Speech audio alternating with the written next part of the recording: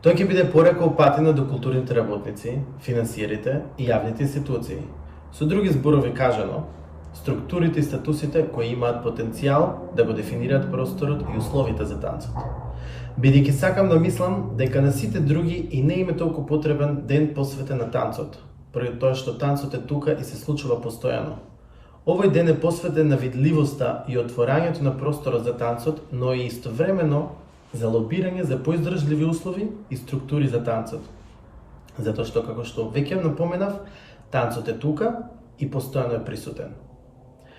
Мојата порека за Меѓународниот ден на танцот е адресирана кон претходно споменатите структури, со цел да овозможат повеќе дискусија, диалози и средства, услови кои ќе може да го актуализираат и активираат танцот, кои ќе може да ги стимулираат и поддржат истражувачките процеси на танцот.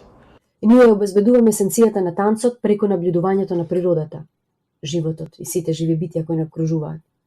Мојата нација исто така има длабока танцова култура, од која ја страстно го црпам и употребувам наследството и го надополнувам со ново наследство пред својот танц.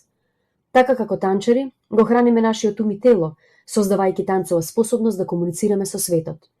Јас собрав техники од неколку традиционални примитивни танци и ги поставив истите на сцена, како импресија од Јунан, тибетанска загадка, импресија од Пингтан и многу други меѓу нив.